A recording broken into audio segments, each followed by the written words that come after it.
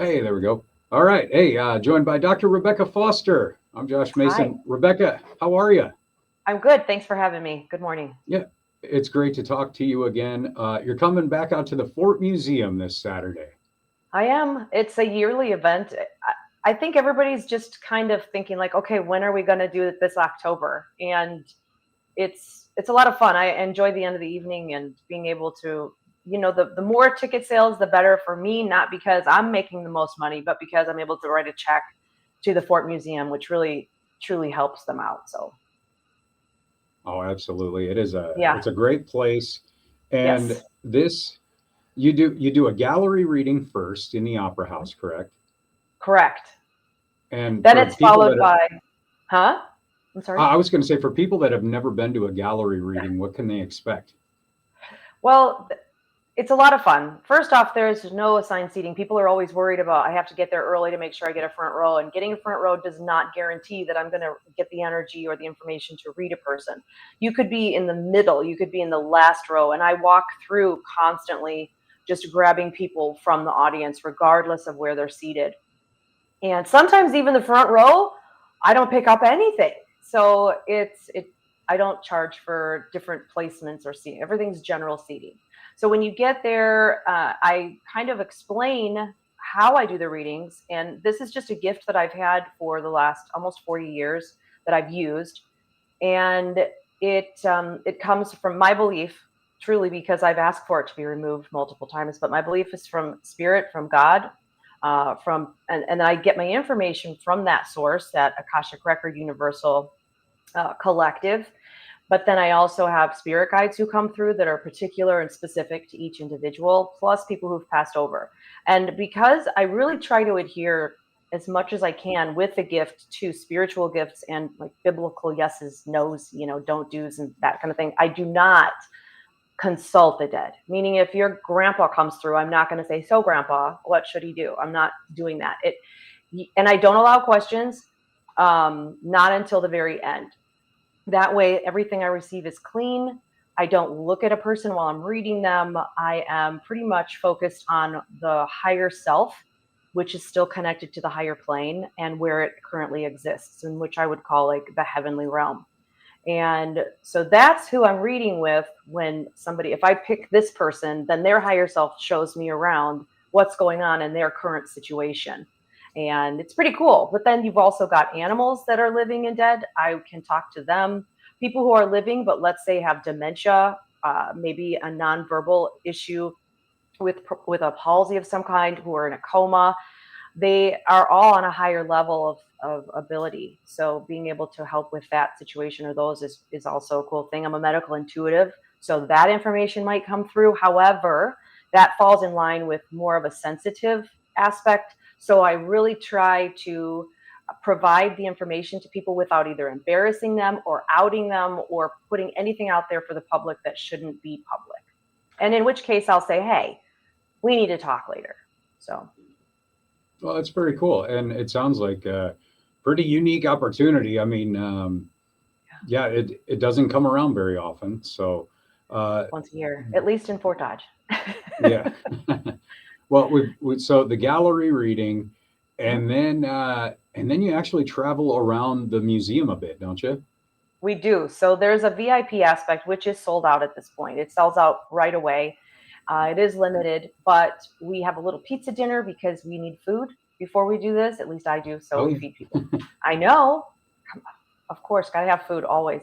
And then we walk through not only the outdoor portion of Fort and then within the buildings where the museum aspect is at, but then we go out onto the city street, the main street, and then we go from like the house and the church, the school, and all, and people are able to then investigate. And it does have a lot of different people still there, which is cool. So I encourage people who are part of the VIP to bring their recording device, bring whatever paranormal equipment they have. I bring all of mine for people to use. So we use an SLS, which is a structured light system, which pulls. It's kind of like what you use with the Connect, and it pulls up all of the invisible energies in a stick form. So it helps where I'm concerned. I like this to be an experience because they're gentle, they're kind energies. I feel better being able to lead from behind, allowing people within the group to investigate. And then I'll say, okay, well, maybe we need to go here, or maybe this, and I'll start to confirm what's there. I have a whole bunch of different things that people can test out, especially if they've never done any kind of investigation before. So it's a lot of fun and it's a safe experience. And we've had children as well, a part of it. Oh wow. Oh wow. Yeah. So it is a bit spooky to know, but I mean, considering how old all that stuff is, as the older the spirits are they harder to read, or does that come into play at all? Like, say somebody just died, do you think are you able to read that easier than, It say, an depends. antique? Well, if somebody doesn't say, oh, somebody just died, can you contact them? It's a lot. I don't want to know anything because then I know exactly where I have to go. But literally, information, when I process it, it seems to stifle things. I don't want to know anything. So if they died yesterday, don't tell me, because if they don't come through, then that's fine. If they do, that's great. Let's say if somebody just passes away, I guess I've never had an experience where no, they can't talk or they can't come through. It's more difficult for them though, because it does take a lot of energy for them to be able to connect with me and come through. And they may not have the memory or the response ability to just kick in and do that. Somebody, let's say, who's committed suicide, if they have just committed suicide and you're trying to reach them, I guarantee I will not be able to communicate with them. And the reason is because they will come through to me, oddly enough, but they will come through right away. But they sound like a broken connection on a phone. It's like, and it's all staticky. And that's usually how I know, like, this is probably just what happened. Even with people who are in accidents that feel upset that this happened not because of them, but maybe they were hit. Maybe there was, some other experience where it wasn't in their mind, their time. And that happens because we have free will. So it may not be in their contract to die young, but somebody else flubbed up. And so they also will have that kind of a voice. A lot of times too, people who've committed suicide, they will not show me their face right away. They go through a process of healing and of forgiveness from people here on earth, as well as then processing forgiveness for themselves. And then they usually move on and go through a whole like, oh, I got to go back and redo this.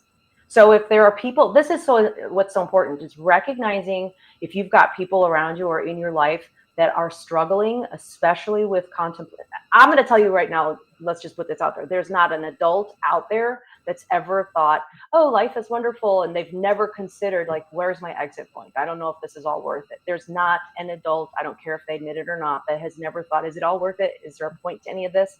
However, there are people who go through every day struggling with trying to be here just one more second. And when you have someone like that, the consideration is, are they right now being put through the gamut of overcoming something that they've previously done?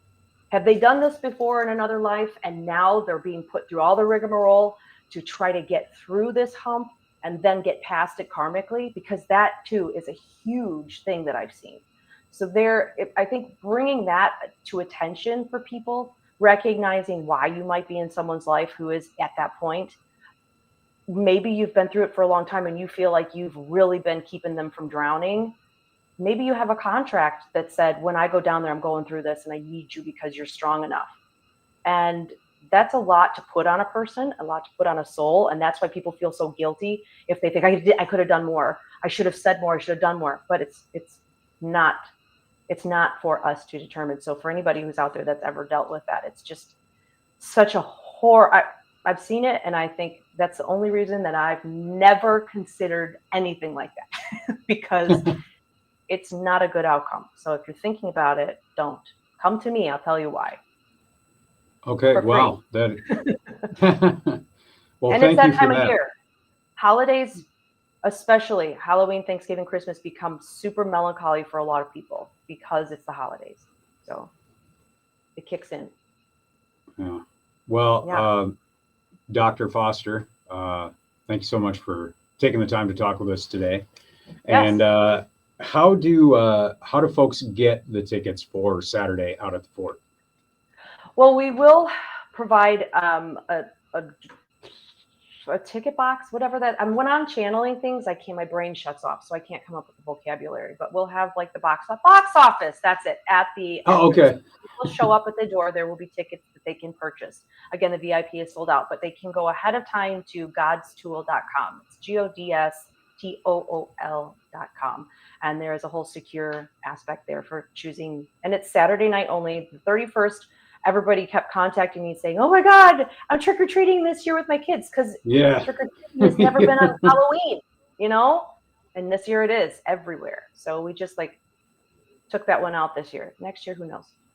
So. All right. All right. Well, we'll definitely want to come this Saturday then out at the Fort Museum. Dr. Rebecca Foster, thank you so much for taking the time today. Thanks for having me and allowing me to speak. I appreciate it.